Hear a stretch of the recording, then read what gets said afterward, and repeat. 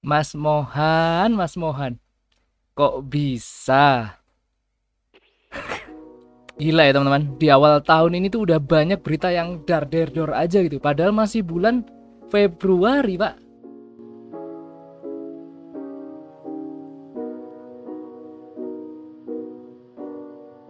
Hello good people, balik lagi sama aku Ganjar kayak Pepper Clouds. Oke teman-teman, gimana kabarnya? Semoga kita selalu diberikan kesehatan dan kelancaran rezeki. Amin. Oke teman-teman, jadi di video kali ini aku mau bahas salah satu video terpanas akhir-akhir ini, ya beberapa hari ini cuy. Yang dimana di skena ini aku dari tahun 2014 sampai sekarang masih ada di bidang ini teman-teman. Mungkin sedikit informasi buat teman-teman yang nggak ngikutin perclothingan lokal. Jadi ada salah satu brand lawas banget ya, brand OG namanya Tanks Insomnia. Itu kalau nggak salah dia berdiri di tahun 2012, ya beda 2 tahun sama brandku. Tanks Insomnia ini bisa dibilang salah satu raksasa lokal brand Indonesia cuy. Dan brand ini juga sering dibilang sama netizen sebagai raja skena di sini. Yang foundernya sendiri adalah Mohan. Nah, beliau ini juga sangat aktif di sosial media dan dia juga punya personal branding yang kuat dengan image yang rebel, bisnis savvy, kadang kreativitasnya yang nyeleneh-nyeleneh. Kalau misalnya kita lihat dari art-artnya di IG-nya atau di IG dari Tanks Insomnia teman-teman. Dan dari situ banyak yang jadikan Mas Mohan ini sebagai panutan dalam membangun sebuah bisnis, terutama di skena clothingan. Tapi sayangnya teman-teman, dalam hitungan hari ya, image yang udah dibangun belasan tahun itu akhirnya selesai di sini teman-teman. End of era bisa dibilang. Beliau ini terkena kasus pelecehan seksual, boykot massal sampai keputusan ekstrim dari manajemen Tanks Insomnia-nya sendiri yang mendepak ya. Ini akan kita bahas nanti ya. Bahkan media dan teman-temannya yang sempat kerja sama dia akhirnya memutuskan untuk selesai gitu atau cut kontrak seperti itu. Nah, apa sih gonjang-ganjing yang terjadi ini dan gimana nasib brand kalau ikonnya itu tersandung kasus fatal seperti ini? Nah, ini menarik kita bahas. So, kalau gitu langsung aja kita mulai video kali ini. Let's go. Jadi aku ngikutin berita ini sebenarnya aku tahunya awal itu dari Dokter Tirta. Karena aku jujur nggak follow Mohan, aku nggak ngikutin Tanks Insomnia juga. Aku nggak follow mereka, yang aku follow adalah Dokter Tirta. Nah, waktu itu aku lihat bisa dibilang story-nya ya. Story-nya, duh, kenapa nih kok orang ini marah-marah lagi? Kukira Liverpool kalah gitu kan. Ternyata, wah ini lebih parah daripada Liverpool kalah sih. Jadi cerita pendeknya ya, aku ceritain sesingkat-singkatnya, inti-intinya aja supaya kalian paham juga kalau misalnya kalian nggak tahu konteksnya ya. Nah, jadi di tanggal 8 Februari kemarin, ada sebuah tweet di akun X atau Twitter, itu bernama @arumanis, dan dia tuh seorang model yang mengaku menjadi korban pelecehan seksual oleh owner brand lokal berinisial M pada Mei 2025. Nah, ini nih ya tweetnya ya, aku taruh di sini. Jadi kronologinya adalah korban itu cerita kalau dia itu dapat job untuk Photoshop dari brand Tanks Insomnia tadi, yang awalnya dia diajak makan di luar gitu ya. Kok tiba-tiba si Mas M ini order makanan, dia nyuruhnya online aja. Pengen ngadem dulu lah kata beliau gitu ya. Dan di situ aku agak janggalnya adalah, loh, kenapa kok ditinggal berduaan gitu loh sama talent scoutingnya. Jadi di studio itu dia itu si Mas M sama si Mbak Arum ini ditinggal di suatu ruangan lah atau studio selesai photoshoot tadi. Nah, akhirnya dari situ terjadilah sesuatu yang tidak diinginkan, dan ya kalian bisa baca aja untuk kronologinya ya di sini ya. Atau aku cantumin di deskripsi untuk tweet lengkapnya dari Mbak Arum ini, karena aku sendiri kalau baca tuh kayak apa ya, kayak aku udah kayak emosi, kayak jancuk, kok bisa gitu kan. Dari situ tweetnya ini viral gitu kan, dan netizen tuh banyak yang langsung connect bahwa siapa sih owner brand lokal inisialnya M. Ya mungkin banyak gitu ya namanya M, cuma masa iya Mulyono gitu kan. Ya bukan dong gitu kan. Terus akhirnya siapa yang lagian, oh ternyata dari situ dapatlah satu nama gitu netizen kan. Dan akhirnya ya disangkut pautkan lah sama si Mas Mohan itu tadi. Terus ketika tweetnya udah viral kemana-mana, akhirnya si Mas M ini tadi dia melakukan klarifikasi, yang klarifikasinya dikomentarin lagi sama Dokter Tirta karena absurd gitu. Aku pun ketika melihat ya, kebetulan untuk klarifikasi yang pertama itu dia melakukan video gitu. Tapi klarifikasinya tuh kayak apa ya? Nggak jelas gitu loh. Aku record ini di tanggal 12 sekarang, jadi 12 pagi. Di situ aku baca udah ada 3 yang valid teman-teman untuk korbannya, dan totalnya kalau misalnya aku lihat itu ada 5 atau 6 orang yang sudah speak up, tapi kita masih belum tahu sisanya ini apakah dia cuma riding the wave atau memang benar-benar korban dari si Mas M ini tadi. Oke teman-teman, itu tadi kronologinya. Sekarang aku mau bahas tentang dampaknya dari permasalahan ini ya. Nah, jadi yang bikin kasus ini beda dari kasus viral pada umumnya gitu ya, adalah dampaknya yang instan dan masif ke bisnisnya teman-teman. Biasanya ya kalau misalnya aku liatin alurnya, itu misalnya kalau ada icon dari si brand tadi, itu biasanya brandnya itu akan diem dulu teman-teman. Ibaratnya kayak wait and see dulu. Tapi di kasusnya Mas M ini, Thanks Insomnia itu langsung kayak nge-cut off teman-teman. Jadi tanggal 9 atau tanggal 10 kemarin, itu manajemen Thanks Insomnia merilis statement ya seperti ini. Kalau Mohan Hazian itu sudah dinonaktifkan.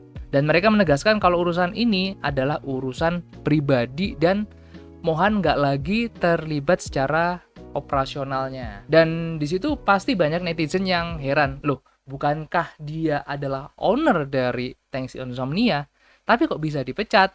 Nah mungkin ya kalau misalnya aku berhusnuzon ya, berprasangka baik, mungkin di Thanks Insomnia ini sudah ada sebelum-sebelumnya itu pemisahan antara ownership atau kepemilikan dengan jabatan atau manajemennya teman-teman. Dan seseorang itu bisa saja punya 100% saham atau owner, tapi dia mengangkat dirinya sendiri sebagai CEO teman-teman. Dan ketika dia di-cut atau dipecat, artinya jabatan CEO tadi itu dicabut. Dan dari situ dia udah nggak boleh masuk kantor lagi, ambil keputusan apapun lagi, tidak digaji bulanan, tapi saham kepemilikannya itu masih ada. Kecuali dia dipaksa untuk menjual sahamnya tadi. Nah untuk case-nya Mas M ini tadi ya, menurut pandanganku pribadi, ketika manajemen Thanks Insomnia itu merilis surat ya klarifikasi seperti ini, bahwa Mohan itu ibaratnya udah non-aktif, itu artinya yang pertama secara operasional dia udah nggak lagi ikut campur urusan tentang desain, marketing, atau keputusan harian di dalam Thanks Insomnia. Dan yang kedua secara finansial kemungkinan besar dia masih memegang saham atau asetnya ya, tapi kuasanya dimatikan total di situ. Dan ini menurutku adalah langkah PR supaya netizen itu mau berhenti memboikot brandnya teman-teman. Karena dari situ pasti impactnya adalah netizen banyak yang nggak mau beli lagi brand ini, banyak orang yang benci, dan bisa jadi case terburuknya adalah di ban atau di cancel culture oleh netizen. Nah itu sudah kejadian sama salah satu konten kreator, salah dua lah, suami istri lah, yang sempat aku bahas juga ya di konten-konten sebelumnya, yang dimana dia sempat blunder bilang kuliah itu scam, dan untuk yang ceweknya itu tentang nikah muda. Nah, menurutku di situ kan opini dari mereka berdua gitu. Tapi untuk case-nya si Mas M ini tadi, itu kan udah ke faktos gitu ya, udah ke fakta, dan ini adalah statusnya ya suatu kejahatan gitu loh. Memperkaos atau melakukan rudal paksa itu kan udah ibaratnya udah kriminal cuy. Masa orang yang bisa dibilang menuangkan opininya, walaupun itu opininya banyak yang kontra ya, itu aja udah di cancel culture. Bahkan aku cek ya kemarin itu di TikToknya itu udah di ban untuk usahanya, kalau nggak salah ada kerudung kalau waktu itu ya, yang istrinya ini itu udah di ban sama TikTok, mungkin karena di report sama orang-orang. Tapi masa case kriminal kayak gini itu masih aman sih? Ya logikanya aja cuy, ya kan. Nah dari situ akhirnya aku berpikir, wah ini Thanks Insomnia ibaratnya kayak mutus ekor gitu ya, daripada nanti merembet kemana-mana. Akhirnya udah langsung case saat itu kita tutup sama PR seperti itu. Nggak cuma brandnya sendiri aja yang nge-cut ya, ada media juga seperti USS, Sira Media, dan teman-teman partner kayak brand ambasadornya dari Thanks Insomnia itu yang pernah kerja sama dia itu akhirnya memutuskan untuk meng-cut kerjasama dengan apapun yang berhubungan sama Mohan atau Thanks Insomnia tadi teman-teman. Nah, terus gimana respon dari si Mas M ini ya? Nah, jadi beliau itu kalau di total itu udah 2 kali klarifikasi cuy. Yang pertama itu tadi ya udah aku jelasin, dia pakai video yang dimana dia dapat hujatan lebih parah lagi ya, klarifikasi tapi malah lebih parah anjing. Itu apalagi Dokter Tirta tuh ya yang vokal banget. Shout out, big respect buat Dokter Tirta yang mau speak up. Padahal waktu itu banyak militan-militan dari si Mas M ini yang ya gila-gilaan gitu membela si Mas M gitu. Tapi Dokter Tirta tidak bergeming, dia tetap bersama korban untuk membersamai kasus ini untuk diangkat lebih viral lagi supaya lebih ada awareness dari semua pihak yang ada di dalamnya. Dan kalau misalnya kalian lihat ya di X-nya Dokter Tirta itu, wah, itu lebih frontal daripada yang dia posting di Instagram. Kalian bisa lihat sendiri aja di Twitter atau di X-nya Dokter Tirta ya. Nah, di klarifikasi yang pertama itu kan dia sempat bilang dia akan melakukan konferensi pers jam 8, tapi ternyata setelah aku tunggu-tunggu jam 8 tidak ada, molor-molor, akhirnya dia malah upload postingan gitu, bukan video. Dan dari klarifikasinya yang kedua ini aku dapat 2 poin yang aku lihat dari kalimatnya yang bulat aja, yang ruwet gitu ya. Yang pertama, dia itu membantah keras tuduhan pemerkaosan itu tadi. Dia bilang explicitly, gue bukan pemerkaos. Kemudian yang kedua, tapi dia itu mengakui ada kekilafan di masa lalu dengan wanita lain yang berdampak sekarang ke istri dan anaknya. Ini kan bisa dibilang tidak menjawab gitu loh, tidak menjawab pertanyaan dari netizen, lu itu ngelakuin atau enggak sih? Dan dari sini bukannya mereda, klarifikasi ini malah jadi bensin untuk api yang lebih besar lagi. Dan banyak yang ngerasa bahwa Mas M ini non-apology gitu. Bahkan Dokter Tirta itu sampai komen pedes teman-teman, bilang kalau klarifikasi ini justru memancing amarah karena nggak menjawab tuduhan spesifik dari para korban. Dan netizen akhirnya berasumsi ya, aku pun juga berasumsi, oke, lu nggak memperkaos, tapi lu selingkuh dari istri lu dan lu sempat ngelecehin seseorang atau seorang wanita itu kan. Nah, narasi ini yang bikin sentimen publik itu makin chaos ke depannya teman-teman. Oke, kita masuk ke segmen terakhir. Nah, dari gonjang-ganjing kasus ini ya teman-teman, ada pembelajaran yang bisa kita ambil. Kalau aku melihatnya ya, ada 3 pelajaran yang bisa kita ambil. Yang pertama, personal branding itu bisa jadi pisau bermata dua. Nah, Mohan itu kan face of the brand dari Thanks Insomnia ya. Ketika dia keren, Thanks Insomnia otomatis akan keren. Dia naik, Thanks Insomnia naik. Tapi kalau misalnya si Mas M ini bermasalah, sangat bisa jadi Thanks Insomnia akan kena dampaknya juga. Nah, inilah bisa dibilang resiko kalau ownernya lebih terkenal atau sangat terkait dengan brand atau bisnis atau produk yang dia bawa atau yang dia branding. Ketika foundernya problematik, konsumen nggak bisa misahin produk dari orangnya juga. Dan itu sudah sangat wajar karena ya banyak orang owner-owner brand clothing itu turun gunung untuk membranding dirinya sendiri supaya apa? Ketika orang ini terkenal, otomatis dia bisa mendongkrak bisnisnya yang dia bawa atau yang dia punya. Dan itu udah aku lakukan juga dari tahun 2015. Itulah salah satu alasannya kenapa aku mau main di sosmed, ngonten segala macam. Ya supaya orang itu bisa lebih tahu aku, dan ketika orang itu tahu aku, otomatis dia akan mencari tahu apa nih usahanya atau apa nih yang dia bawa kayak gitu. Jadi memang itu nggak bisa nggak bisa dipisah gitu loh. Kalau misalnya ada orang bilang ya aku suka brandnya, orangnya aku nggak suka, itu menurutku aku bisa bilang agak jarang ya, atau bisa dibilang agak bias juga untuk statement orang tersebut. Karena dua hal ini, apalagi dua hal itu tadi sangat berkaitan, itu nggak mungkin bisa dipisahkan teman-teman. Jadi pasti ada impact atau dampaknya ke salah satu atau dua-duanya teman-teman. Kemudian yang kedua, integritas itu adalah aset bisnis. Nah, ini mungkin banyak orang yang nggak sadar ya, terutama owner-owner brand, owner-owner bisnis. Integritas kita itu adalah termasuk aset di dalam bisnis kita, teman-teman. Apalagi di era sosmed sekarang, power abuse itu nggak bisa disembunyiin lagi, cuy. Ya kayak kasusnya Mas M itu tadi, itu kan masuk